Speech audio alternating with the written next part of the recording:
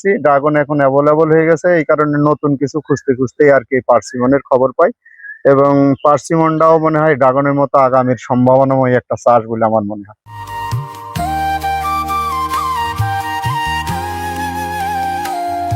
আমার মনে হয় বাইরের ভালো দেশগুলোর চাইতে যেভাবে হয় তার চাইতে ভালো হবে আমাদের দেশ।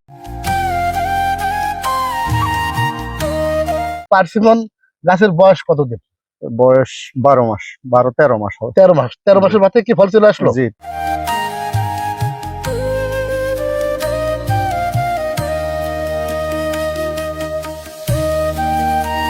আমার প্রজেক্টে 100 পিস গাছ আছে, 4 প্রজাতির। 4 প্রজাতির। 4 প্রজাতির।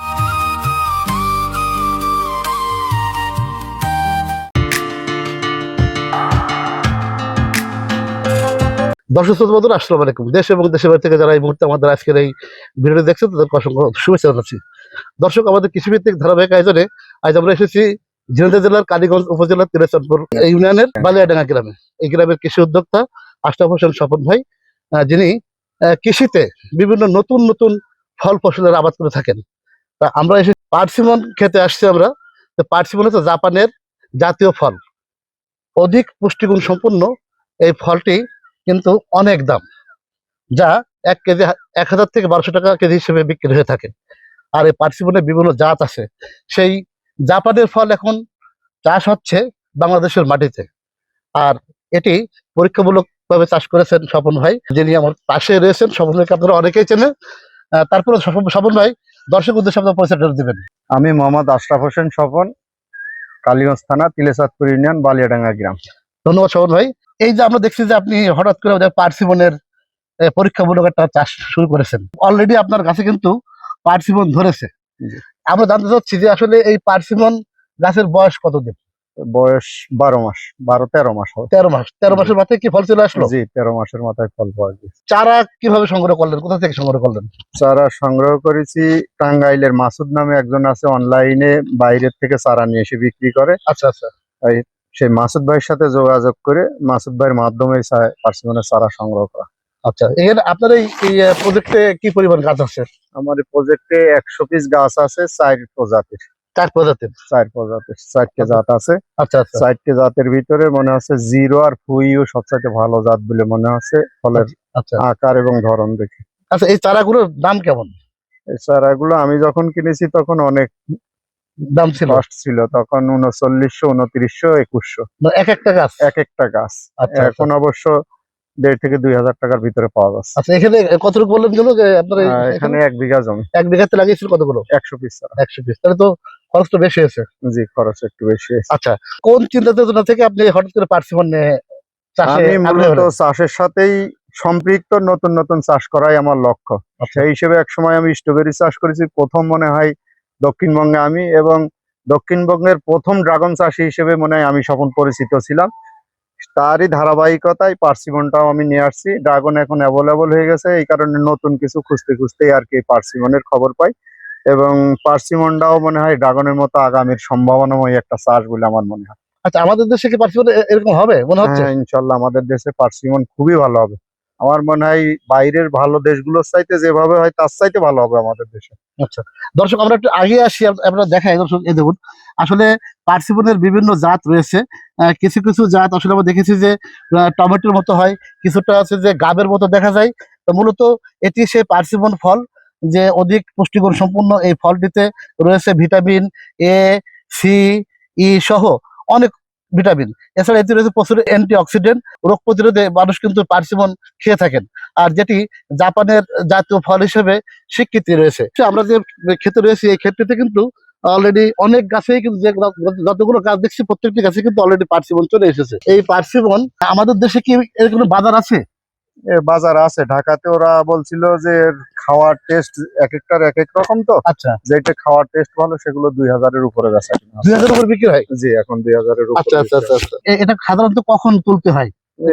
সম্ভবত আগস্ট-সেপ্টেম্বর মাসে তোলা। আগস্ট সেপ্টেম্বরে তুলতে হয়, তাই তো?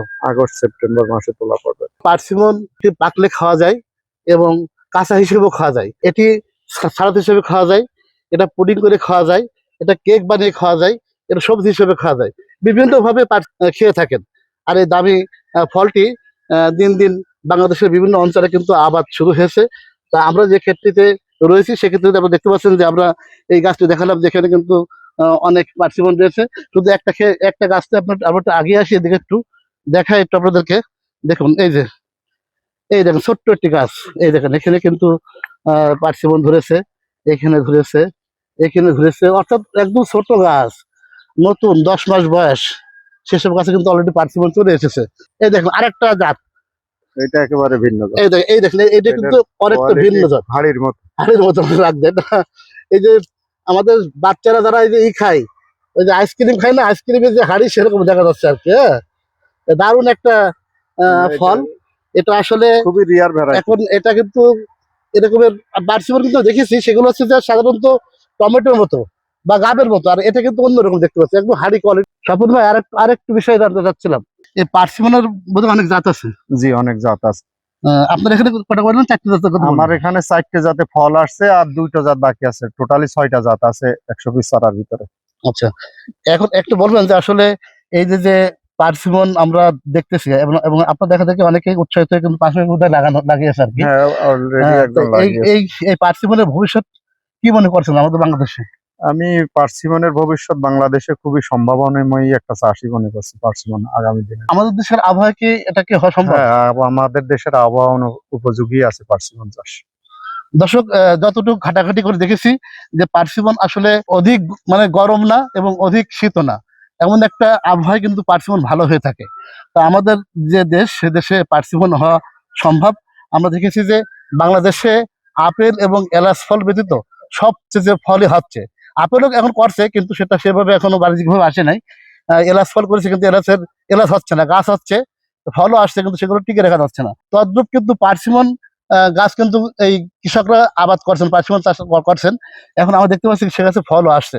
স্বপন ভাই পরীক্ষামূলকভাবে চাষ করেছেন।